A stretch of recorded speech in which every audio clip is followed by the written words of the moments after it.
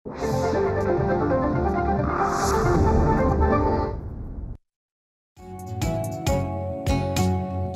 ग्राहक जागो, जागो जागो जागो, झाली नवी पहाट बघा हो. जागो ग्राहक जागो, करताना कुठलीही खरेदी नीट पारखून घ्या हो. जरी वाटले फसगत झाली सोडून देऊ नका हो. जाणा आपल्या अधिकारांना, कायद्यातल्या तरतुदींना, बेईमानांना धडा शिकवूया. जागो ग्राहक जागो, जागो ग्राहक जागो.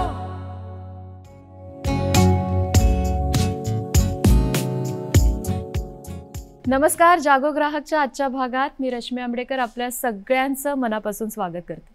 मंडळी, आपल्याला माहिती आहे आपण सगळे ग्राहक आहोत. मग ग्राहक ही संज्ञा फक्त आपल्या देशापुरती मर्यादित आहे का? तर नाही. ग्राहक संपूर्ण जगात आपल्याला सापडतात. ती एक वैश्विक संकल्पना आहे. मग सगळीकडे ग्राहक जर वावरत असतील तर त्यांच्या काही समस्या असतील, त्यांना काही प्रश्न निर्माण होत असतील तर त्यांचं निवारण कसं होतं? जागतिक स्तरावर ग्राहकाला संरक्षण कसं मिळतं हे आजच्या कार्यक्रमात आपण जाणून घेणार आहोत. आणि याचं मार्गदर्शन करण्यासाठी आपले जे तज्ज्ञ आहेत त्यांची ओळख करून घेऊया. ॲडव्होकेट शिरीष देशपांडे, नमस्कार सर. कार्यक्रमात तुमचं मनापासून स्वागत करते.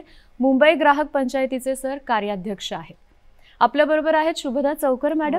नमस्कार. पत्रकार म्हणून आपण त्यांना ओळखतोच, पण ग्राहक मासिकाच्या त्या संपादिका म्हणून सुद्धा कार्यरत आहेत. आणि आज ग्राहक प्रतिनिधी म्हणून आपल्याबरोबर आहेत मनीषा पुराणिक मॅडम. नमस्कार. नमस्कार. तुमच्या तिघांचंही कार्यक्रमात स्वागत करते. आणि आंतरराष्ट्रीय स्तरावर ग्राहकांचं संरक्षण कसं होतं याबद्दल बोलत असताना विषय सुद्धा असे असणार आहेत जे कॉमन असतील, जे सगळ्या जगात आपल्याला बघायला मिळणार आहेत. तर पुराणिक मॅडमचा असाच एक अनुभव आहे. ती इंडस्ट्रीज जागतिक स्तरावर कार्यरत आहे. तर तुमच्या अनुभवापासून आपण सुरुवात करूया. रश्मी मॅडम म्हणाल्या की हॉटेल इंडस्ट्रीज जागतिक स्तरावर कार्यरत आहे, पण मला आपल्या भारतातच हा अनुभव आलाय. म्हणजे खूपदा मला ते जाणवलं की नाही, हा प्रश्न खरं आहे. आणि आत्ताच मी 30 नोव्हेंबरला मी बडोद्याला गेले होते. रिसेप्शन मला 1 तारखेला अटेंड करायचं होतं. पण काय झालं की हॉटेल इंडस्ट्रीची आता प्रॅक्टिस आहे की तुम्ही 12 वाजता या, 12 वाजता चेक इन करा आणि दुसऱ्या दिवशी 11 वाजता तुम्ही चेकआउट करा.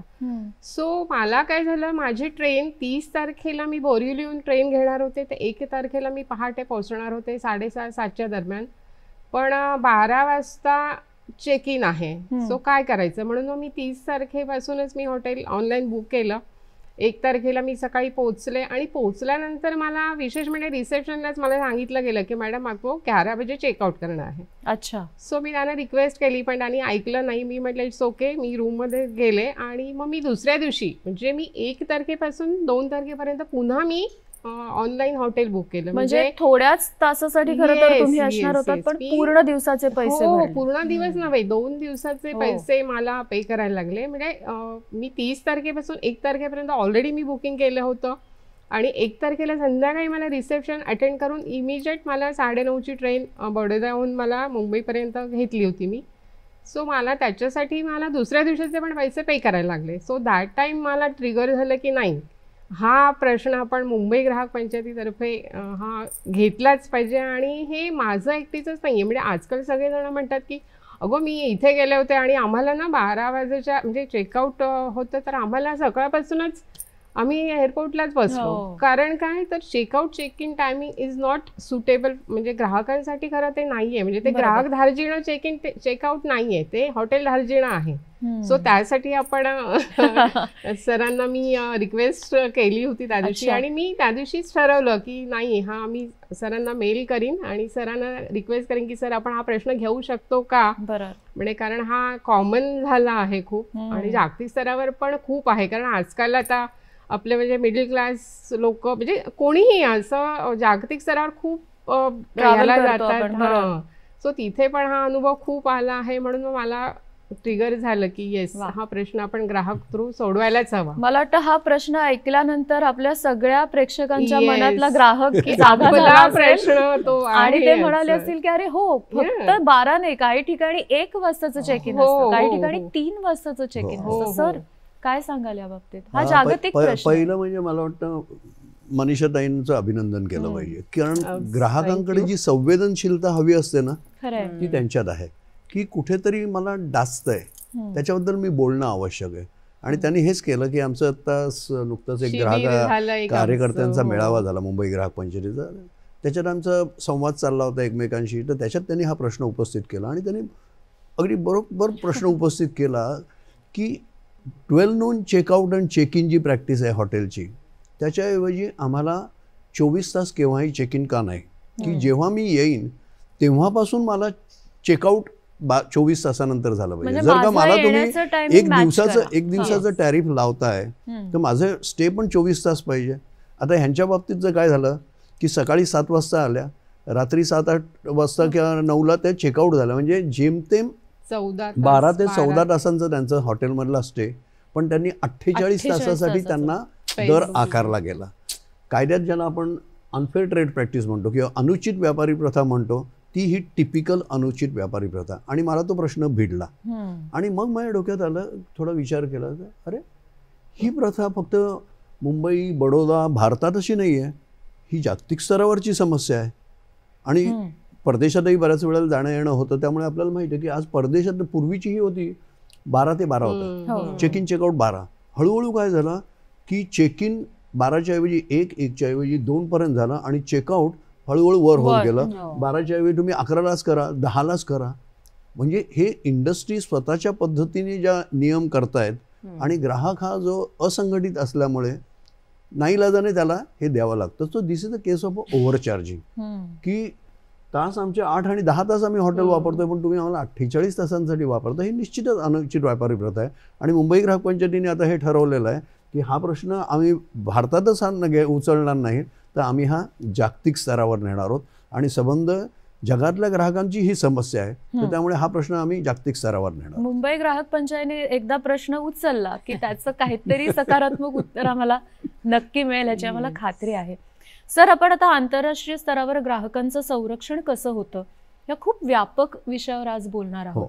तर कशा कशा प्रकारे हे संरक्षण केलं जातं, काय काय कसं आहे, मी आता हे जे उदाहरण सांगितलं त्याच्या आधी आपल्याला एक गोष्ट लक्षात ठेवायला पाहिजे की आंतरराष्ट्रीय स्तरावर म्हणजे व्यासपीठं अशी कुठली आहेत की जिथे आपण ग्राहकांचे आंतरराष्ट्रीय किंवा समान प्रश्न आहेत. असे भारतात आहे, इतर देशात आहेत, प्रगतिशील देशात आहेत, प्रगतशील देशात आहेत, प्रगत देशात आहेत आणि मागासलेल्या देशात आहेत. असे ग्राहकांचे वेगवेगळे प्रश्न असतात. पण ह्याच्यासाठी व्यासपीठ कुठलं आहे? तर एक व्यासपीठ ह्याच्यातलं असं आहे की संबंध जगातल्या 100 देशातल्या ग्राहकांच्या संघटना, जवळजवळ 200 ग्राहक संघटनांचं एक संघटन आहे, इट्स कॉल्ड कन्झ्युमर्स इंटरनॅशनल म्हणून. हे एक फेडरेशन आहे ग्राहक संघटनांचं, की ज्याच्या मुंबई ग्राहक पंचायत पण सदस्य आहे. भारतातल्या अनेक ग्राहक संघटना त्याचे सदस्य आहेत, इतर जगातले पण असे आहेत.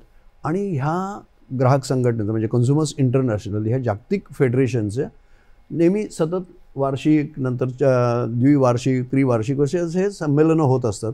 आणि त्याच्यातनं विचारांचं आदानप्रदान होत असतं. ग्राहकांच्या समस्या काय, ग्राहकांचे हक्क काय आहेत, त्याच्याबद्दल काय करता येईल वगैरे, याचं नेहमीच विचारांचं आदानप्रदान चाललेलं असतं. दुसरी एक महत्त्वाची संघटना म्हणजे, आणि ती आंतरराष्ट्रीय स्तरावर युनायटेड नेशन्सच्या स्तरावर आहे, युनायटेड नेशन्सची एक जागतिक व्यापार आणि विकास परिषद म्हणून आहे, ज्याला अंगटाड म्हणतात.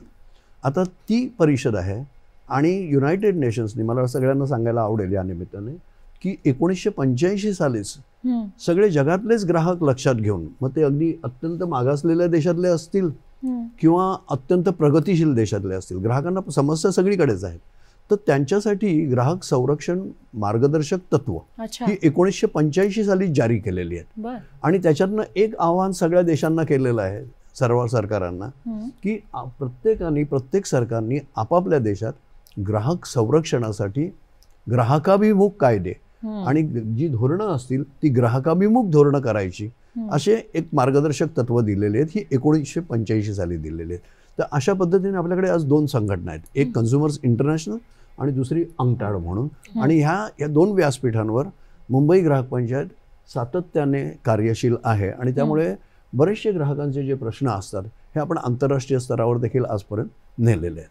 जागतिकीकरण, त्यानंतर बदललेला काळ, मग ह्यामध्ये काही बदल झाले का? पत्रकार म्हणून तुम्हाला या संदर्भातला अभ्यास जास्त आहेत, काय सांगा? म्हणजे कसं आहे, आत्ता देशपांडे सर म्हणाले तसं 1985 साली ही नियमावली आली, मार्गदर्शक तत्व आली.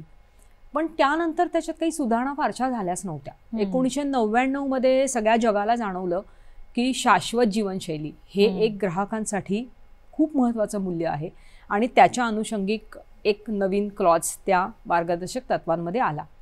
पण आपल्याला सगळ्यांना माहिती आहे की 1991 पासून ते 2001 पर्यंत ज्या वेगाने जागतिकीकरण आणि उदारीकरण झालं तर त्याच्यात ग्राहकत्व बदललं. बरोबर. अनेक व्यापार उद्योगाच्या प्रथा बदलल्या आणि मग त्यानुसार या मार्गदर्शक तत्वांमध्ये खरं तर खूप मोठा बदल होणं अपेक्षित होतं, पण ते कोणाच्याही लक्षात आलं नव्हतं.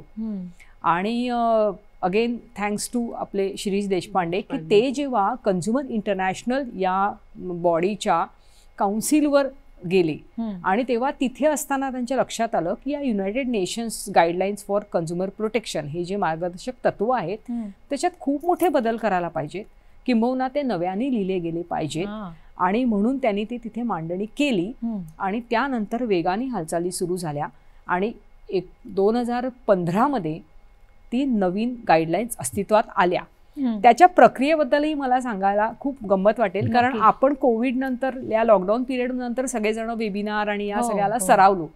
पण गंमत म्हणजे तेव्हा जेव्हा या नवीन गाईडलाईन्स किंवा मार्गदर्शक तत्व बनत होती ना तेव्हा जागतिक स्तरावर वेगवेगळ्या विषयांसाठी अभ्यास गट केले होते आणि त्याच्यात जागतिक स्तरावरची वेगवेगळी ग्राहक प्रतिनिधी होते आणि ते वेगवेगळ्या ठिकाणी होते.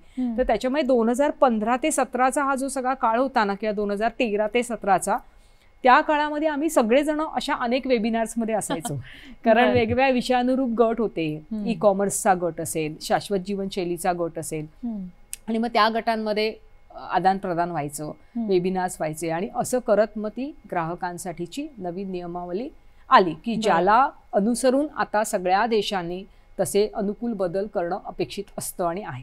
सरांचा पुढाकार हा खूप महत्वाचा आहे सर. तुमच्याकडे अनुभवांचा अक्षरशः म्हणजे साठा असेल भरपूर. तर आम्हाला ऐकायला आवडतील त्यातले की हे जे बदल आहेत, ग्राहकत्व बदललं, खूप छान मुद्दा होता तो. मुळात सुबोधाने हा जो मुद्दा सांगितला तोच मी पुढे घेईन की 2011 साली मी कन्झ्युमर्स इंटरनॅशनलच्या बोर्ड ऑफ डायरेक्टर्सवर निवडून गेलो.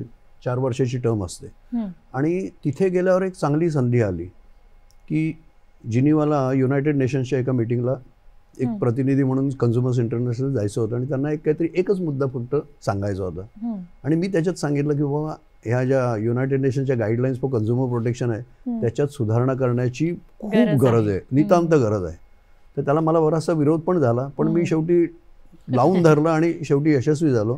तिकडे माझी पहिली व्हिजिट कन्झ्युमर्स इंटरनॅशनल तर्फे जिनिवाला झाली युनायटेड नेशन्सच्या कार्यालयात आणि तिथे मी त्यांना पटवून दिलं की ही 1985च्या ज्या गाईडलाईन्स या बऱ्याचशा आता कालबाह्य झाल्यात, आपल्याला काळाप्रमाणे बदललं पाहिजे आणि त्याच्यात आमूलाग्र बदल करण्याची गरज आहे. मला सांगायला आनंद वाटतो त्यांना तो मुद्दा पटला आणि त्यांनी मग त्यानंतरच्या त्या ऑक्टोबरमध्ये 2012च्या सुधारणा करण्याची तयारी दर्शवली आणि मग परत ती प्रोसेस कन्सल्टेशनची असते. मग त्यामुळे परत कन्झ्युमर्स इंटरनॅशनलकडे आलं आणि मग कन्झ्युमर्स इंटरनॅशनल त्यांच्या काय सजेशन, कारण ग्राहकांची जागतिक स्तरावरचं प्रतिनिधी आज कन्झ्युमर्स इंटरनॅशनलच आहे आणि ते सगळ्यांना म्हणजे युनायटेड नेशन्स पण त्यांना ओळखतं. त्यामुळे त्यांनी परत सांगितलं की आता तुम्ही सांगा ह्याच्यात काय काय सुधारणा आणि मग ते परत चर्चा मसुदे वगैरे सुरू झाले आणि त्याच्यात मी आणि शुभदा मला वाटतं खूप एकत्र ह्याच्यात काम केलं. खूप म्हणजे मजा होती. खूप विरोध व्हायचा, आम्ही मागण्या केल्या की त्याला विरोध व्हायचा. मी एक छोट्या क्लॉजसाठी देखील इतक्या चर्चा व्हायच्या आणि त्याच्यातली एक परत महत्वाची तरतूद सांगतो की आम्ही सूचना बऱ्याच केल्या, त्या बऱ्याचशा मान्य झाल्या, पण त्याच्यातली एक महत्वाची सूचना होती की मी त्यांना असं म्हटलं की ह्या सगळ्या सुधारणा आपण करू, ठीक आहे, त्या मान्य पण होतील युनायटेड नेशन्सतर्फे, पण ह्या सगळ्या गाईडलाईन्स आहेत, सुधारित गाईडलाईन्स एकदा प्रत्यक्षात आल्यावर प्रत्येक देश त्याची अंमलबजावणी करतंय की नाही हे कोण बघणार? हे म्हटलं त्याची यंत्रणाच नाही आहे. आणि म्हणून आपण एक सूचना अशी केली त्यावेळेला की ह्या सुधारणात आणखी एक क्लॉज घाला आणि ह्याच्यातनं एक नवीन ही सबंध ग्राहक संरक्षणाची जी मार्गदर्शक तत्व आहे ती प्रत्येक देश अंमलबजावणी करतंय की नाही, त्यांना काही मदत पाहिजे का आणि काय सहाय्य करता येईल का वगैरे, या दृष्टीने एक कायमस्वरूपी यंत्रणा पाहिजे अशी आपण सूचना केली. आणि मला सांगायला आनंद आणि अभिमान वाटतो की आज युनायटेड नेशन्सच्या गाईडलाईन्समध्ये ही एक आपण नवीन कायमस्वरूपी देखरेख यंत्रणा की ग्राहक संरक्षणाची मार्गदर्शक तत्व प्रत्येक देश ही अंमलबजावणी करते की नाही, त्यांना काय होते का? मदत पाहिजे का, एक्सपर्टीज पाहिजे का, याच्यासाठी आता दरवर्षी जिनिव्हाला 2015 पासून दरवर्षी 2 दिवसाची परिषद होते जुलैमध्ये. अच्छा. आणि त्याच्यात शुभता पण आलेली आहे, आम्ही दरवर्षी जातो. मुंबई ग्राहक पंचायतीचं ह्याच्यातलं सातत्याने योगदान आहे. तर अशा पद्धतीने आपण एक जागतिक स्तरावर ग्राहकांचं संरक्षण कसं होतं, तर आता ती कायमस्वरूपी यंत्रणाच आपण तयार केलेली आहे. आणि ते सांगायला मला आनंद वाटतो की त्याला कारणीभूत परत मुंबई ग्राहक पंचायत. क्या बात. आपण असे काही स्टँडर्ड कायदे आहेत का जागतिक स्तरावर, ह्या प्रश्नाकडे थोडे नंतर येऊया. पण मगाशी शुभताताईंनी एक शाश्वत जीवनशैलीचा एक खूप महत्त्वाचा जो विषय आता सगळ्या जगभर त्याचा उल्लेख केला. तर ह्याचे जागतिक स्तरावर कशा पद्धतीने तो रिसीव्ह होतो, आताच तुम्ही जाऊन सुद्धा आलात, तर त्या अनुभवांबद्दल ऐकायचं आहे. जागतिक स्तरावर हा शाश्वत जीवनशैलीचा मुद्दा आता खूपच महत्त्वाचा झालेला आहे. कारण सगळ्यांना माहिती आहे की उपभोगावर जर आपण संयम ठेवला नाही किंवा संयमित पद्धतीने जर आपण वापर केला नाही वस्तूंचा, तर किती मोठे पर्यावरणीय प्रश्न निर्माण होत आहेत. आणि ते पर्यावरणीय प्रश्न सोडवण्यासाठी खूप महत्त्वाची भूमिका ग्राहकांनी बजावली पाहिजे, नाही का. तर त्यासाठी आता सतत जे काही सुरू आहे त्याचा एक अलीकडचाच एक अनुभव म्हणजे कन्झ्युमर इंटरनॅशनलची 4 वर्षातून एकदा एक कन्झ्युमर काँग्रेस होते जागतिक स्तरावरची. तर ती आता केनियातल्या नैरोबीला झाली 6, 7, 8 डिसेंबरला. नुकतीच मी आणि माझ्या 2 सहकारी आम्ही तिकडे जाऊन आलो. तर त्या परिषदेमध्ये एकंदर शाश्वत जीवनशैलीवर बरीच सत्र होती. तर त्यातल्या ज्या सत्रामध्ये मुंबई ग्राहक पंचायतीला प्रामुख्याने सहभाग घेता आला ते सत्र होतं की शाश्वत जीवनशैलीसाठी जे सस्टेनेबल डेव्हलपमेंट गोल्स किंवा शाश्वत विकास लक्ष्य ही जी युनायटेड नेशन्सनी 17 जाहीर केलेली आहेत, त्यातला 12वा जो मुद्दा आहे तो म्हणतो की आपण रिस्पॉन्सिबल कन्झम्पशन म्हणजे जबाबदारीने आपण उपभोग घेतला पाहिजे याच्यावर ते मूल्य खूप भर देत आहे. आणि त्याच्या खाली त्यांनी बरेच उपमुद्दे सुद्धा म्हटलेले आहेत की कोणत्या कोणत्या पद्धतीने हे लक्ष्य गाठता येईल. आता बघा, ही लक्ष्य 2016 ते 2030 साठीची आहेत. अच्छा. हा, आता 2023 मध्ये आपण आहोत, संपत आलं ते ही वर्ष. बरोबर. तर त्याच्यामुळे पुढच्या 7 वर्षामध्ये ही लक्ष्यपूर्ती होणार आहे का, तर ती नाही होणार आहे असं दुर्दैवाने आता चित्र आहे. आणि त्याच्यामुळे जगाला जाग आलेली आहे की आता काय करता येईल. आणि मग तिथे आम्ही मुंबई ग्राहक पंचायती जी वितरण व्यवस्था आहे, ज्या वितरण व्यवस्थेमध्ये 32,000 लाभार्थी आहेत आणि गेले 48 वर्ष सातत्याने ती राबवली जात आहे, तर त्याचं एक मॉडेल समोर ठेवलं जगाच्या की उपभोगावर संयम म्हणजे काय असतं बरं. तर निदान मुंबई ग्राहक पंचायतीने आज हे इतकं तरी करून दाखवलेलं आहे की आज आमचे 32,000 ग्राहक केव्हाही उठून बाजारात जात आहेत आणि काही वाटेल त्या वस्तू घेत आहेत. बरं, घ्यायला गेलो 1 आणि बास्केटमध्ये टाकल्या 4, हे जे सर्वसामान्यतः एक आपली लालसा असते ग्राहक म्हणून गेल्यानंतर, तर त्याला रोखणारी अशी मुंबई ग्राहक पंचायतीची व्यवस्था आहे. आपली ही एक यादी असते, म्हणजे आता ही यादी ऑनलाईन आहे, मी आज खास प्रिंटआउट काढून आणलेलं आहे. तर ह्याच्यात 100च्या वर वस्तू असतात, अगदी गहू तांदूळ पासून आपल्या साबण पेनड्राईव्ह पर्यंत. आणि आपण एक नियोजित पद्धतीने आधी ती यादी भरतो, काय काय हवंय याचा विचार करून, आणि त्यानुसार करतो. म्हणजे उपभोगावर संयम झाला, हे जे महत्त्वाचं मूल्य आहे हे ह्याच्यातून होतं. आणखीनही बऱ्याच गोष्टी आहेत की मुंबई ग्राहक पंचायतीत प्रत्येकाला घरपोच सामान येत नाही, तर ते संघपोच येतं. एक संघ किमान 11 कुटुंबांचा असतो. आणि अशा पद्धतीने जेव्हा घरी सामान येतं तेव्हा साहजिकचपणे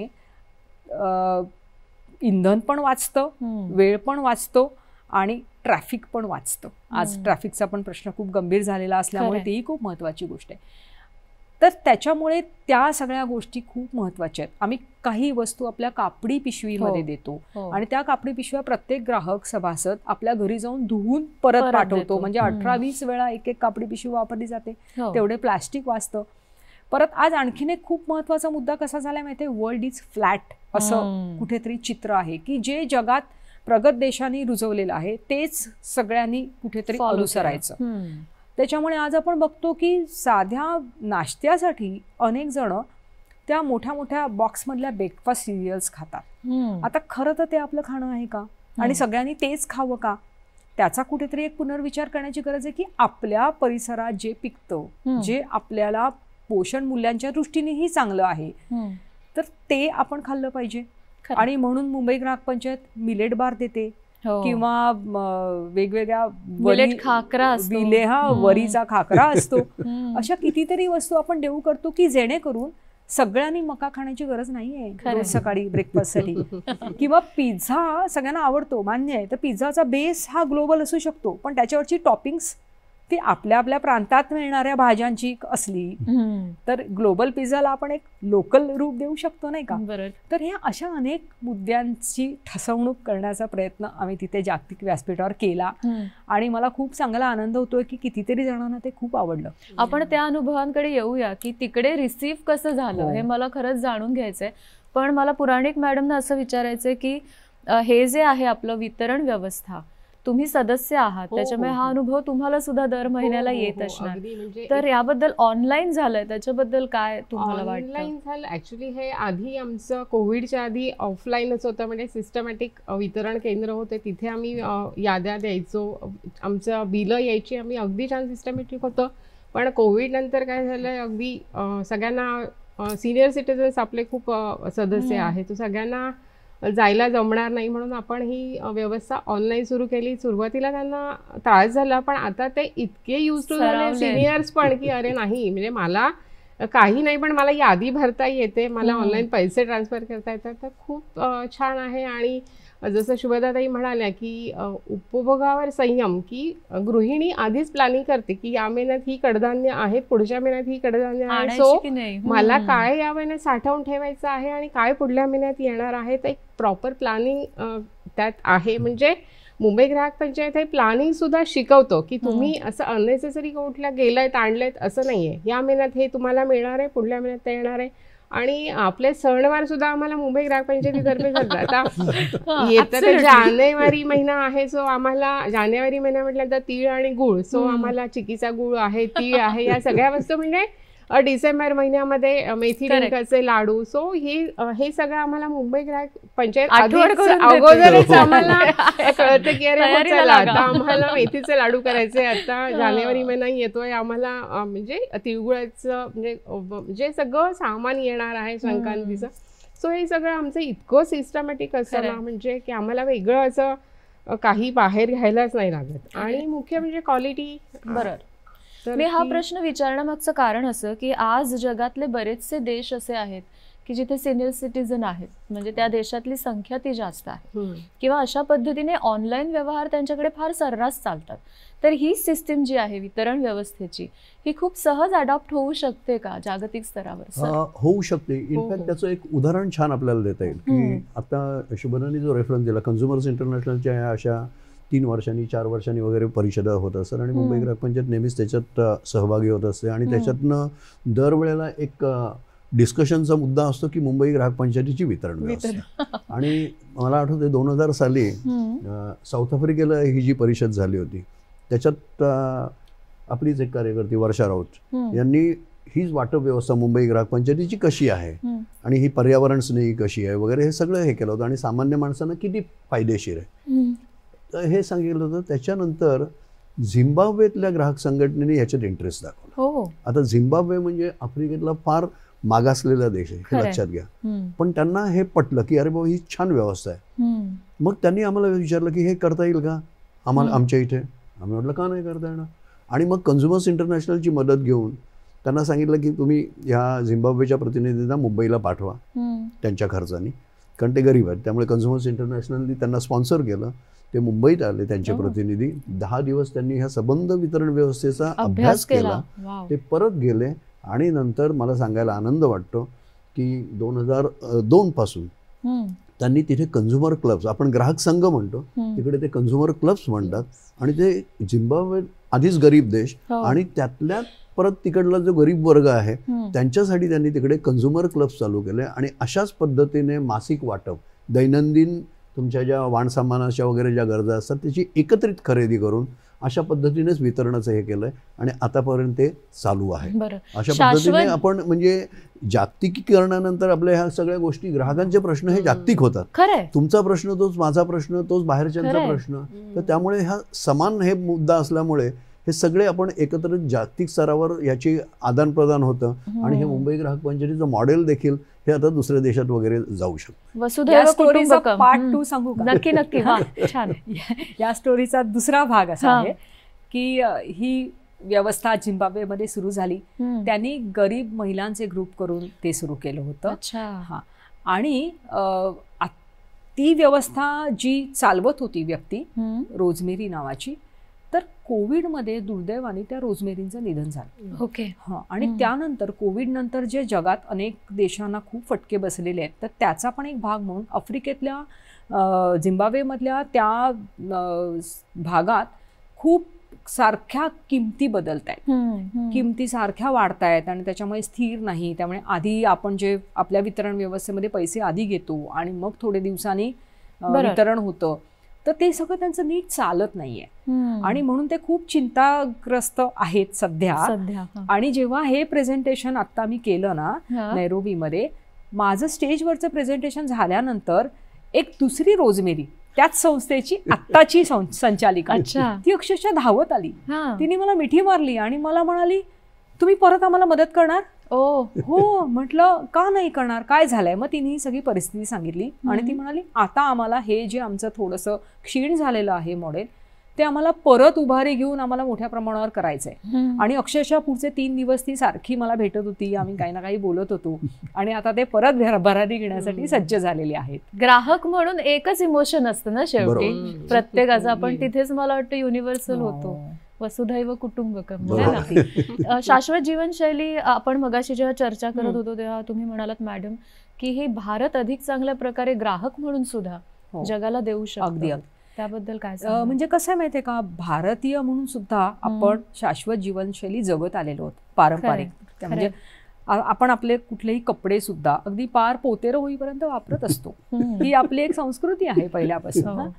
अगदी भाज्या सुद्धा घ्या, साधी भोपळ्याची भाजी घेतली तरी त्याला गराची भाजी करू, त्याच्या सालांची चटणी करू, त्यातल्या बिया वाळवून त्या मुखवास म्हणून खाऊ, हे आपल्या रक्तात कुठेतरी भिनलेलं आहे. त्याच्यात भरीसभर म्हणून हे आपलं वितरणाचं जे मॉडेल. त्यामुळे भारताने ना शाश्वत जीवनशैली या विषयावर अख्ख्या जगाला खूप देण्यासारखं आहे. कारण आपल्याकडे ते आहे, मुळात आहे. आपण यूज अँड थ्रो, वापरा आणि फेका संस्कृतीवाले नाही आहोत. आत्ता वापरा आणि फेकाचे ग्लासेस आणि प्लेट्स आपण दिसतात आपल्याला सुसुवाट झालेला, पण पूर्वापार तसं नाहीये. आपल्याकडे चांगल्या स्टीलच्या, धातूच्या प्लेट्स असतात, त्याच आपण परत परत वापरत असतो. त्याच्यामुळे देण्यासारखं खूप आहे. ते जेव्हा आपण सांगतो ना, तेव्हा सगळ्या जगातली माणसं प्रभावित होतात आणि त्यांना ते कुठेतरी पटतं की हो, हे केलं पाहिजे. म्हणजे आता सुद्धा नैरोबीमध्ये हे सादरीकरण झाल्या युनायटेड नेशन्सचे एक सल्लागार आले. आणि ते म्हणाले की युनायटेड नेशन्सची पण मीटिंग आहे आता जुलैमध्ये, तेव्हा तुम्ही येऊन जगातल्या सगळ्या ग्राहक संस्थांना हे परत सांगाल का? वा. आता याच्या इथेच मी तुला एक परत हे सांगतो की हाच मुद्दा पुढे की कसं आदान प्रदानातनं फायदा होतो. आता मगाशी शुभनने सांगितलं की ही मुंबई ग्राहक पंचायतीची वितरण व्यवस्था कशी ग्राहकाभिमुख आहे, पर्यावरण स्नेही आहे, शाश्वत जीवनशैलीला प्रोत्साहन देणारी आहे. आता ह्याच्याबद्दल कन्झ्युमर्स इंटरनॅशनलने मला 97 साली एक पुस्तिका लिहायला सांगितली होती. ती मी पुस्तिका लिहिली, त्यांनी ती छापली आणि ती जगभर प्रदर्शित झाली. आणि त्याच्यानंतर ती पुस्तिका नॉर्वेच्या पर्यावरण मंत्र्यांच्या हातात पडली. त्यांना ह्यातले हे जे मुद्दे होते ते भावले आणि त्यांनी काय केलं की त्याचा अभ्यास केला आपल्या ह्या वाटप व्यवस्थेचा. आणि त्यातले 2 मुद्दे त्यांना हे की आपण कापडी पिशव्यांचा पुनर्वापर परत करतो की याच्यामुळे प्लास्टिक कमी होतं आणि एकत्रित खरेदी आणि एकत्रित वितरण, त्यामुळे इंधनाची इतकी बचत होते की त्याच्यामुळे कार्बन एमिशनचं उत्सर्जन होतं ते कमी होतं आणि त्यामुळे पर्यावरण पूरक होते. त्यांनी काय केलं की युनायटेड नेशन्सची आणखी एक बॉडी आहे, United nations commission on sustainable development. त्यांची दरवर्षी न्यूयॉर्कला बैठक असते. 1999च्या ह्या परिषदेमध्ये नॉर्वेच्या मंत्र्यांनी मिशन पॉसिबल म्हणून एक प्रेझेंटेशन केलं आणि त्याच्यात मुंबई ग्राहक पंचायतीचं हे जे वितरण व्यवस्थेचं प्रारूप आहे हे शाश्वत जीवनशैलीचं आदर्श प्रारूप आहे आणि ते इतर देशांनी अंगीकारावं असं हे एक सबमिशन तिकडे केलं. त्यामुळे कशा पद्धतीने हे विचारांची देवाणघेवाण होते आणि हा विचार जो आहे हा आपण कसा पसरवत आहोत प्रभावीपणे, याचं तुम्ही एक छान उदाहरण. बटरफ्लाय इफेक्ट सांगितला होता, हो. तो आपल्या सगळ्या प्रेक्षकांना सांगा ना प्लीज. तो खूप बटरफ्लाय इफेक्ट इंटरेस्टिंग म्हणजे आहे. तो खूपच छान आहे. बटरफ्लाय म्हणजे फुलपाखरू कोणाला आवडत नाही. आपण लहानपणापासून असतो, ह्या वयातही आपल्याला फुलपाखरू आवडतं. आपण बघतो येतं, फुलावर येतं, बसतं, उडून जातं. आता ह्याच्यातनं मुंबई ग्राहक पंचायत नेहमी सांगते की आपण फुलपाखरू होऊया. म्हणजे नक्की काय, हे दोन गोष्टी आहेत. फुलपाखरू जर का पाहिलं तर ते फुलावर येतं, त्याच्यातलं मध काय पाहिजे असेल तेवढंच घेतं.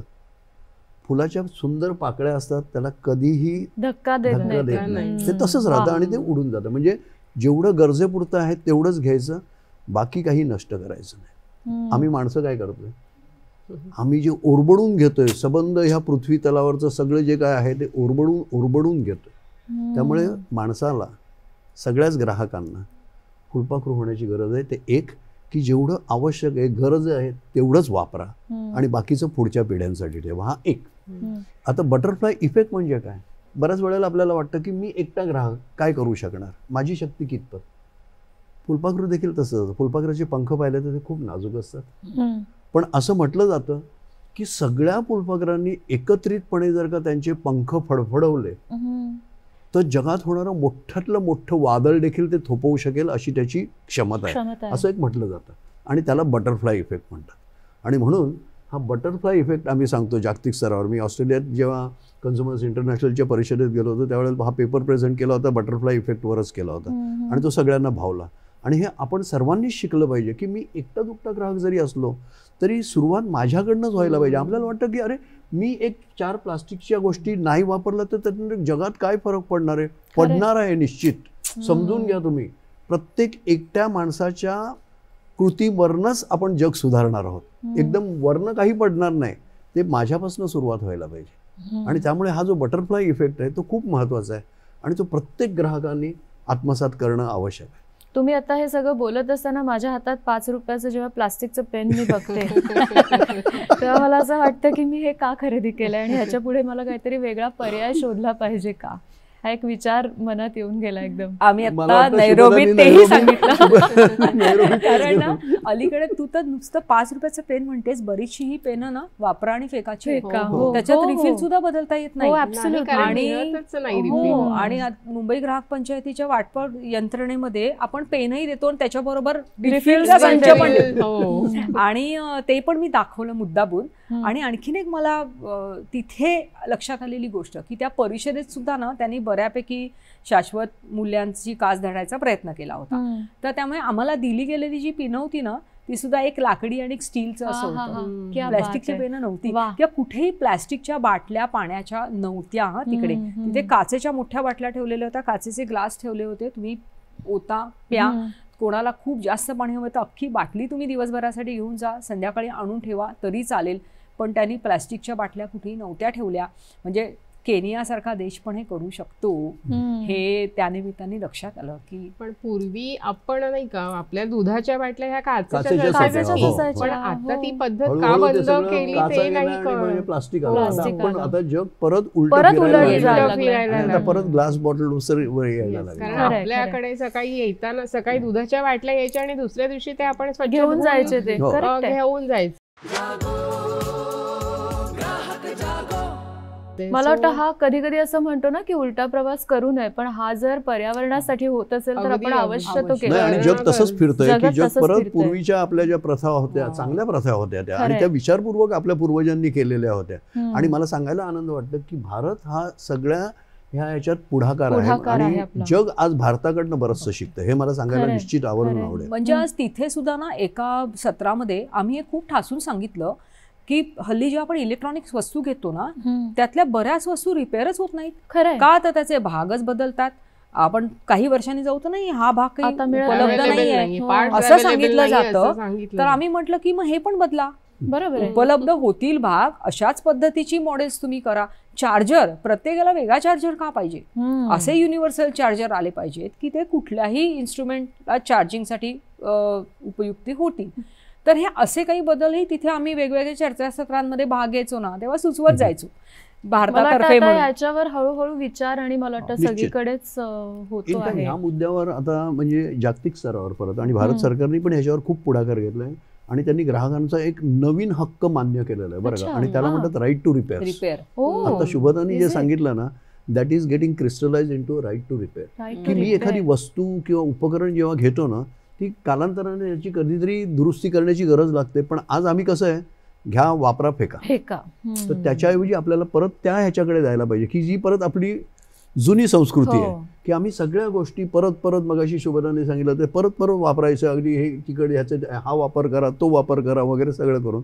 तर तो राईट टू रिपेअर देखील आता हा ग्राहकांच्या हक्कांमध्ये मर्ज होतोय. खरंय. आणि त्यामुळे हे परत ही पाऊलवाट आपली परत तुम्ही म्हणता तसं गोल फिरून परत येरे माझ्या मागल्या, आम्ही जुन्या संस्कृतीकडे जाणार आहोत. Old is gold. पण हे चालेल, हे येरे माझ्या मागल्या नक्की चालण्यासारखे. कारण आता ग्राहक म्हणून जो एक वेग आलाय ना एकंदरीतच खरेदीचा, तो कुठेतरी स्लो डाऊन होणं आणि पुन्हा मिनिमलिस्ट कडे जाणं ही काळाची गरज बनतेय आणि त्याच्याकडे विचार होणं निश्चित. फार गरजेचं आहे. सर, ह्या संदर्भात मगाशीचा जो प्रश्न मी विचारणार होते की ग्राहक संरक्षणाचे असे काही स्टँडर्ड कायदे आहेत का, जेव्हा आपण ग्राहकाचं संरक्षण करतोय जागतिक स्तरावर, तर असे आंतरराष्ट्रीय काही कायदे आहेत का स्टँडर्ड सगळीकडे स्टँडर्ड्स समान? म्हणजे मुख्य म्हणजे कसं आहे की ग्राहक संरक्षण कायदा हा आता जगभरात बहुतेक सगळ्यांकडे आहे. कारण मी मगाशी म्हटलं त्याप्रमाणे युनायटेड नेशन्सच्या गाईडलाईन्समध्येच म्हटलेलं आहे की प्रत्येक युनायटेड नेशन्सच्या मेंबर सरकारने प्रत्येक देशात आपापल्या ग्राहक हितैषी असे कायदे करणं आवश्यक आहे. धोरणं पण तुमची ग्राहकाभिमुख असणं आवश्यक आहे. ह्या ह्याच्यातनं मला परत सांगायला एक आवडेल की आपला जो ग्राहक संरक्षण कायदा आहे हा 85च्या गाईडलाईन्स आल्या, त्याच्यानंतर 1986ला आपण ग्राहक संरक्षण कायदा लगेच तयार केला. त्याच्यानंतर आपला ग्राहक संरक्षण कायदा हा खूप छान होता, सोपा, सुटसुटीत, ग्राहकाभिमुख होता आणि त्याच्याबद्दल देखील आपण आंतरराष्ट्रीय स्तरावर नेहमीच बोलत आलो. आणि अशाच एका जागतिक परिषदेत कन्झ्युमर्स इंटरनॅशनलच्या ज्या वेळेला बोलण्याची संधी आली त्यावेळेला मी ग्राहक संरक्षण कायदा आमचा कसा चांगला आहे हे सगळं सांगत होतो. बर. तर त्यावेळेला फिजी, आता हा फिजी हा अत्यंत छोटा देश आहे हो जगाच्या नकाशात, तर त्याची एक प्रतिनिधी मला भेटायला आली मग नंतरच्या चहापानाच्या ह्याच्यात, की म्हणे आम्हाला पण आमच्या देशात ग्राहक संरक्षण कायदा करायचा आहे आणि तुम्ही म्हणता तुमचा कायदा खूप चांगला आहे, तर तुम्ही आम्हाला मदत कराल का? म्हटलं का नाही करणार. आणि त्याच्यानंतर मग त्यांनी युरोपियन युनियनची मदत घेऊन तो एक प्रोजेक्ट म्हणून राबवला आणि त्याच्यात त्यांनी कन्सल्टंट म्हणून मुंबई ग्राहक पंचायतीच्या तर्फे मला हे केलं. मग मी आमच्या काही सहकाऱ्यांची मदत घेऊन आम्ही त्यांच्यासाठी ग्राहक संरक्षण कायदा पण केला आणि त्याच्यातनं आपलं बरंचसं परत आपल्या ज्या काही गोष्टी होत्या त्यांना त्या निमित्ताने दिल्या. असा काही स्टँडर्ड अजून काही का नाही असं काही? काय माहिती, प्रत्येक देशानुरूप त्यांना त्यांचे कायदे करावे लागतात. पण जे United nation guidelines for consumer protection याच्याबद्दल आपण मगाशी बोललो ना, ती मार्गदर्शक तत्व जगातल्या युनायटेड नेशनच्या सर्व मेंबर्सना लागू आहे आणि त्याच्या अधीन राहून आपापला कायदा प्रत्येकाने करावा असं अपेक्षित आहे. तर त्याच्यामुळे त्याच्यात हे सगळे बरेच क्लॉजेस आहेत. आता उदाहरणार्थ आपण अलीकडे अनुभवलं की डम्पिंग होतं खूप मोठ्या प्रमाणावर, की एका देशात जो माल रिजेक्ट झालेला असतो तो दुसऱ्या देशात सरळ खपवला जातो. का खपवला जातो? कारण त्या देशांचं FDA वेगवेगळ्या पद्धतीने काम करत असतं, त्याचे स्टँडर्ड्स वेगळे वेगळे असतात. पण आता युनायटेड नेशन्सच्या गाईडलाईन्स मात्र ठामपणे सांगतायत की असं तुम्ही नाही करायला पाहिजे. एखाद्या ठिकाणच्या ग्राहकाला घातक असलेली वस्तू दुसऱ्या देशातल्या ग्राहकाला पोषक नाही ना असू शकत. तर त्याच्यामुळे हा युनायटेड नेशन्सच्या गाईडलाईन्सचा, या मार्गदर्शक तत्वांचा कुठेतरी अंमल आहे. मात्र आपणही सतर्कपणे तो अंमल आहे हे लक्षात ठेवून त्याप्रमाणे अपील करत राहिलं पाहिजे. मला वाटतं देशपांडे सर, ही आत्ताची जी केस झाली सगळ्या कोविड काळामध्ये रद्द झालेल्या सहली आणि रद्द झालेली विमानं, त्याचा परतावा मिळण्यात ज्या अडचणी होत होत्या, तर हा अंमल आहे याचं भान ठेवून शिरीष देशपांडे यांनी हा मुद्दा युनायटेड नेशन्सकडेच अपीलात नेला की तुम्हीच बघा. बघू त्याच्यात काय झालं की सगळ्या माहिती आहे, कोविडच्या याच्यात सगळ्या विमानसेवा ठप्प झाल्या, त्यामुळे पर्यटन सहली सगळ्या रद्द झाल्या. त्याच्यानंतर जो प्रश्न आला की पैसे कोण परत देणार? बहुतेक एअरलाईन्स आणि पर्यटन कंपन्यांनी सांगितलं की आमचा दोष नाही, पण त्याचबरोबर ग्राहकांचाही दोष नव्हता. आता सेवा दिली नाही तर पैसे परत यायला पाहिजेत. आणि हा प्रश्न परत भारतापुरता मर्यादित नव्हता, हा जागतिक स्तरावर, कारण सगळीकडेच सगळ्या सेवा ठप्प झाल्या होत्या. त्यामुळे आपण काय केलं की युनायटेड नेशन्सना आपण पत्र दिलं आणि अंगठाडची तीच संस्था त्यांना, आणि त्यांना सांगितलं की तुम्ही जागतिक स्तरावर एक ॲडवायझरी इश्यू करा की सरसकट सगळ्या देशात सगळ्या प्रवाशांना म्हणजे त्या ग्राहकांना त्यांचे पैसे परत मिळाले मिळायला पाहिजेत. पाहिजे. या रद्द झालेल्या विमानसेवा आणि रद्द झालेल्या पर्यटन सहली. आणि 4 जून 2020ला अंक्टाडनी त्याप्रमाणे ॲडव्हायझरी काढली. क्या बात आणि संबंध म्हणजे कधी कधी तुम्ही जगाच्या एका कोपऱ्यात बसून संबंध जगातल्या लोकांचं कसं ग्राहक संरक्षण करू शकता याचं एक छान उदाहरण म्हणून मला सांगता येईल की 4 जूनला त्यांनी केलं. आणि ह्या ज्या गाईडलाईन्स असतात युनायटेड नेशनच्या अंक्टाडच्या, ह्या सगळ्या देशांच्या सरकारांना जातात की तुम्ही हे अशा पद्धतीने करा. खरंय. आणि अशा पद्धतीने आपण जागतिक स्तरावर ग्राहकांचं संरक्षण जेव्हा बघतो तेव्हा हे कसं करू शकतो याची ही खूप छान अशी म्हणजे स्फूर्तिदायक अशी आणि प्रेरणादायी आणि अशी ही उदाहरणं आहेत. त्या काळात असं झालं होतं की सगळं जगच इतकं पॅनिक स्टेजला खरंय. होतं की आपण अशा पद्धतीने काहीतरी करू शकतो हा विचारच खरं तर कमी लोकांच्या डोक्यात येऊन गेला असेल. आणि त्यावर जर असं काहीतरी सोल्युशन मिळत असेल तर ते खरंच खूपच स्वागतार्ह आहे. बरोबर. तुमचा अगदी कोविड काळातला नाही पण असा विजा आणि हे पैसे परत न मिळण्यासंदर्भातला एक माझा अनुभव आहे. माझं एक नातेवाईक आहेत आणि बुकिंग केलं एका एक्स कंपनीतर्फे, पण काय झालं अनफॉर्च्युनेटली त्यांचा विजा रिजेक्ट झाला. आणि त्यांनी सोयीचं म्हणून फ्लाईट बुकिंग केले होते, म्हणजे राजकोट मुंबई राजकोट असे. आणि विजा रिजेक्ट झाल्यामुळे काय झालं त्यांना सहलीला जाता नाही आलं. पण कंपनीने सांगितलं त्यांनी काहीतरी म्हणजे विजाच्या आधी सुद्धा कंपन्या 40% 50% अशी रक्कम जमा करायला लावतात. सो त्यांनी ती रक्कम विजा रिजेक्ट झाला त्यात ह्यांचाही दोष नाही आणि खरं म्हणजे त्या कंपनीचाही दोष नाहीये, पण त्यांनी पैसे नाही परत केले. अर्थात त्यांनी ते पैसे परत करायला हवे ते, किंवा म्हणजे त्यांनी काय सांगितलं की पुढच्या ट्रिपला आम्ही म्हणजे इन फ्युचर आम्ही ते पैसे तुम्हाला ॲडजस्ट करू पण आम्ही तुम्हाला ते पैसे परत नाही करणार. सो ते त्या संदर्भात पण आपण काहीतरी ह्याच्याबद्दल देखील हा मुद्दा देखील मुंबई ग्राहक पंचायतीने उठवलेला आहे.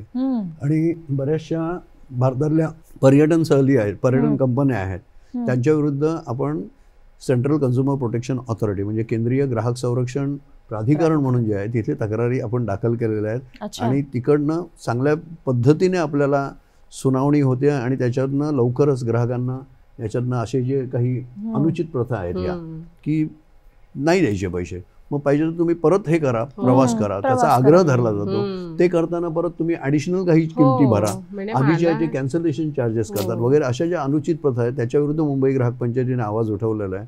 आणि मला वाटतं लवकरच ह्याच्यात ग्राहकांना ह्या सगळ्या प्रवाशांना लवकरच दिलासा मिळेल अशी आशा पण आहे.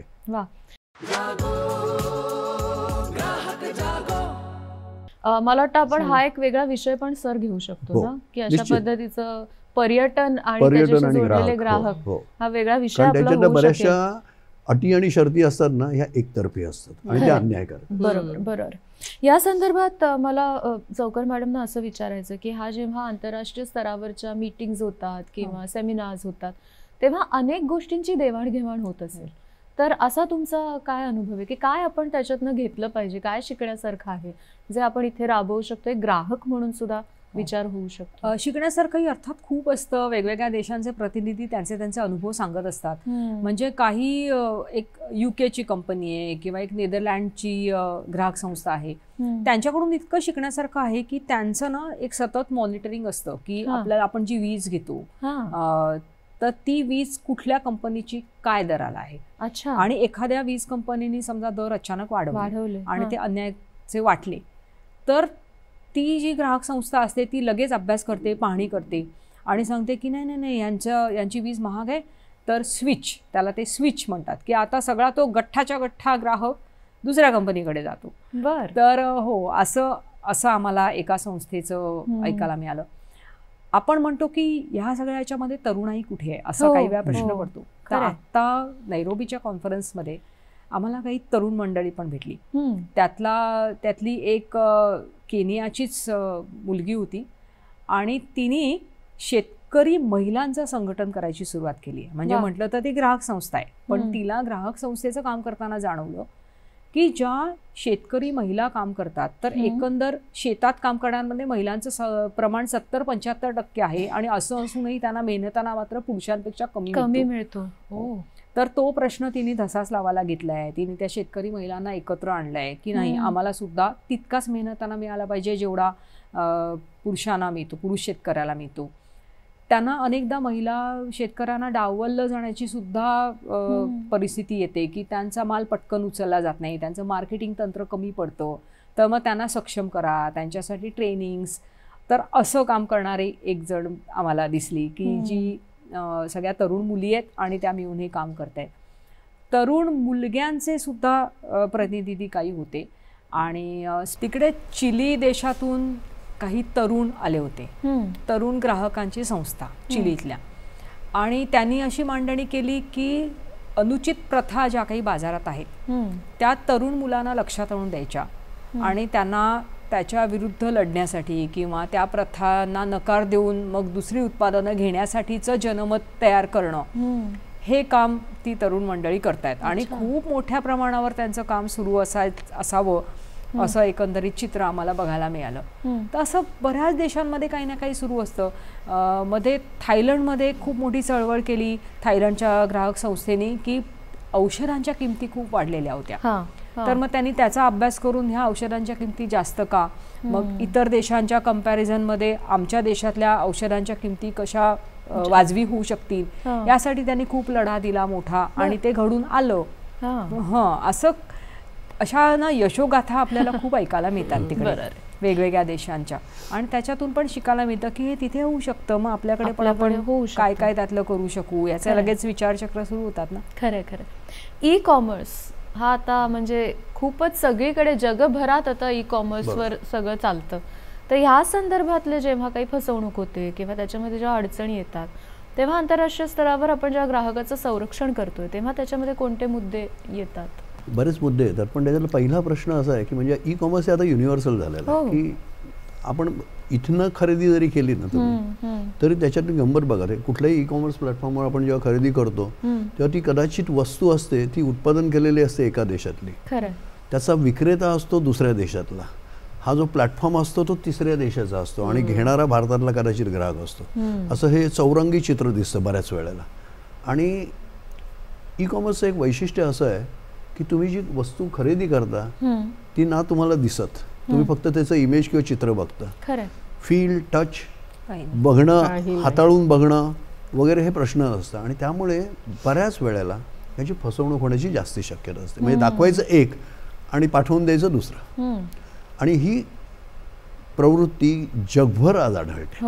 आणि त्यामुळे जसं ई कॉमर्सचे व्यवहार वाढत आहेत त्याचबरोबर ई कॉमर्सच्या तक्रारी देखील तितक्याच प्रमाणात वाढत आहेत आणि ही काळजीची गोष्ट आहे. आणि त्यामुळे हा प्रश्न जागतिक स्तरावर आपण अंगठाडमध्ये हा ज्या दरवर्षी मगाशी म्हटलं त्याप्रमाणे जी व्यवस्था आपण केलेली आहे की ग्राहकांचे प्रश्न काय आहेत त्याच्याबद्दलची अंमलबजावणी होते काय, त्याच्यात हा आपण अग्रक्रमाने घेतलेला आहे. आणि त्याच्यात आपण एक मुद्दा असा मांडलेला आहे की e commerce should अकंपनी with E justice. अरे वा. म्हणजे काय की त्याच्यात आपण अशी मांडणी केलेली आहे की मी जर का खरेदीचा एखादा व्यवहार ई कॉमर्सवर केला तर काही क्षणात होतो की मी 2-3 बटणं दाबतो, बघतो काय पाहिजे ते मला सांगतो, खरेदी करतो आणि पेमेंट लगेच होतं. आणि म्हटलं तर मला 2 तासात 4 तासात किंवा फार तर दुसऱ्या दिवशी मला वस्तू पण माझ्याकडे येऊन मिळते. पण ह्याच्यात जर का फसवणूक झाली तर काय, तर मग सगळं गाडं घसरतं, मग तिथे तो स्पीड तुम्हाला दिसत नाही. आणि मग सांगतात की नाही मग आता तुम्ही ग्राहक न्यायालयात जा, मग किती वर्ष मी घालवायची, 3, 4, 5 त्याला अंत नाही.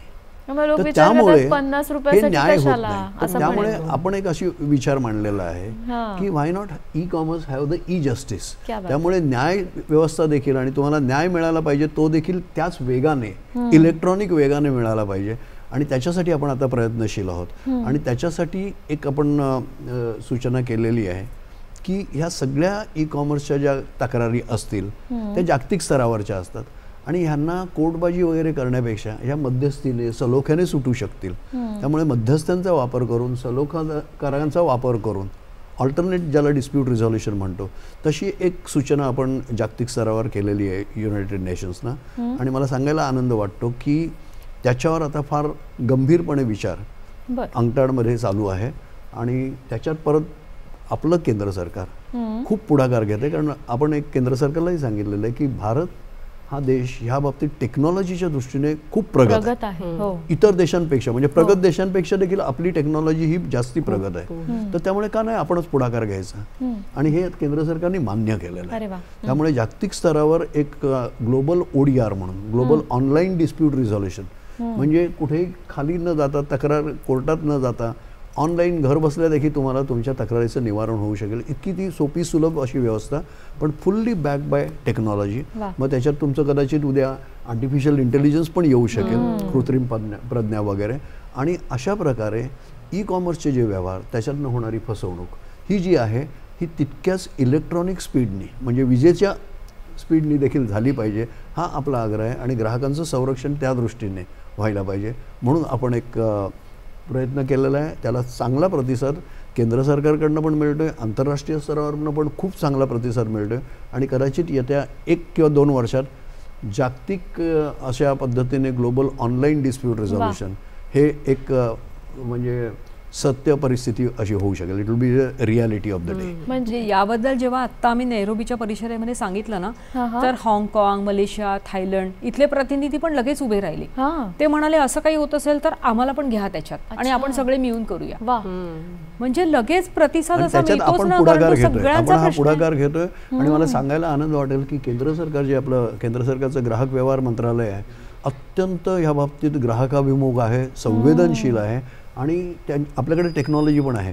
तर त्यामुळे आता भारतात अशा प्रकारे म्हणजे ग्लोबलची पहिली स्टेप म्हणजे national ODR, national online dispute resolution, ते लवकरच अस्तित्वात येणार आहे. त्याच्यासाठी केंद्र सरकारने जे असे इच्छुक तंत्रज्ञान स्नेही अशी जी मंडळी आहेत की जे प्लॅटफॉर्म ऑफर करू शकतील असे तक्रार निवारणासाठी, त्यांच्याकडनं टेंडर्स मागवलेली आहेत. आणि येत्या 3-4 महिन्यात आपल्याकडे ह्या गोष्टी येऊ शकतील. म्हणजे जग खऱ्या अर्थाने किती वेगवेगळ्या मार्गाने जवळ येतंय, नाही का, त्याचं हे उदाहरण आहे. आता आपण चर्चेच्या अगदी शेवटाकडे आलोय. एक जागतिक ग्राहक आपण स्वतःला आता मानलं पाहिजे, स्वतःपुरता विचार न करता. मी जेव्हा ग्राहक म्हणून समाजात वावरते किंवा वावरतो तेव्हा मी एक जागतिक ग्लोबल मी ग्राहक आहे. तर हा जर आपण विचार केला तर मला तुम्हा तिघांनाही शेवटचा प्रश्न विचारायचा आहे की या संदर्भात जाता जाता तुम्हाला काय वाटतं की हे जागतिक ग्राहक असणं किंवा ग्लोबल ग्राहक असणं, कन्झ्युमर, याबद्दल तुमचे विचार मला जाणून घ्यायचे. पुराणिक मॅडम काय सांगाल, ग्राहक प्रतिनिधी म्हणून आहात, तर आता आपण जागतिक ग्राहक आहोत, तर कुठले विचार आपण केले पाहिजेत त्यावेळेला ग्राहक म्हणून? जागतिक ग्राहकाच्या दृष्टीने म्हणजे आपण मुंबई ग्राहक पंचायतच्या दृष्टीने म्हणजे आपण तसं पाऊल खरं आपण टाकतोच आहोत, आणि देशपांडे सरांच्या मदतीने शिकार पाऊलं आपण पुढे जातोच आहोत. म्हणजे जागतिक स्तरावर हॉटेलिंगचं म्हणूया किंवा विमान परतावा म्हणूया, अशी पावलं आपण उचललीच आहे. आणि आता आणखीन काही म्हणजे ह्या ट्रॅव्हल कंपनीजच्या याच्यात आपण ते करूया, आणि सरांच्या मदतीने आपण ते करूच. म्हणजे नवीन नवीन ज्या गोष्टी येतील त्या स्वीकारणं मोकळ्या मनाने, हे सुद्धा खूप त्याच्यात महत्त्वाचं ठरेल. म्हणजे आपण तसं जागतिकरण म्हणजे आपण ऑनलाईन आता म्हणजे हे आमच्या याद्या ज्या ग्राहकच्या आहेत त्या ऑनलाईन आपण केल्या आहे, सगळे व्यवहार आपले ऑनलाईन झालेच आहे. म्हणजे हे पण एक जागतिकीकरणाकडे पाऊलच आहे. मला असं वाटतं की मी माझ्यापुरता हा विचार आता आपल्याला नाही करता येणार. म्हणजे मला हवंय, मला परवडतंय म्हणून मी ते घेणार, याच्यात थोडं पलीकडे जाऊन व्यापक विचार करून मी जबाबदारीने उपभोग घेऊ शकते का, हा विचार जगातल्या प्रत्येक ग्राहकाने करायला पाहिजे. क्या बात आहे सर. मी एवढंच सांगेन की प्रत्येक ग्राहकाने स्वतःला कमी लेखू नये, मी हे जग बदलू शकतो हा विश्वास ठेवला पाहिजे. आणि त्याच्यासाठी त्यांनी काय केलं पाहिजे, पहिली गोष्ट म्हणजे सतर्क राहायला पाहिजे, संवेदनशील राहायला पाहिजे, आणि शुभदाने म्हटलं तसं जबाबदार राहायला पाहिजे. की केवळ मी मायसेल्फ असं नाही, तर माझ्या वागण्यावरनं, माझ्या व्यवहारांवरनं जग बदलू शकतं हा आत्मविश्वास ठेवला पाहिजे. आणि त्यामुळे जबाबदारीने खरेदी करणं आणि जबाबदारीने बाजारपेठेत वावरणं, सतर्कतेने राहणं आणि संवेदनशील राहणं, एवढंच. ग्राहक या एका संज्ञेबरोबर किती गोष्टी जोडल्या गेल्या. त्याच्यामध्ये अर्थकारण तर आहेच, पण त्याच्यामध्ये पर्यावरण आलं, त्याच्यामध्ये पृथ्वीची काळजी आलं, त्याच्यामध्ये शाश्वत जीवनशैली आली, महिला सक्षमीकरण आलं, तरुणांचा सहभाग झाला, तंत्रज्ञान आलं. म्हणजे ग्राहक ही किती व्यापक संकल्पना आहे ह्याचा विचार या निमित्ताने आजच्या कार्यक्रमात आपण केलात. आणि तुम्ही तिघांनी इतक्या छान छान गोष्टी आम्हाला सांगितल्यात. तुमचे तिघांचेही मनापासून आभार मानते या कार्यक्रमात, या चर्चेत सहभागी झाल्याबद्दल. आणि अशाच वेगवेगळ्या विषयांवर आपण गप्पा मारणार आहोत, मार्गदर्शन करून घेणार आहोत. आजच्या या कार्यक्रमात मात्र आपण इथेच थांबतोय. नमस्कार.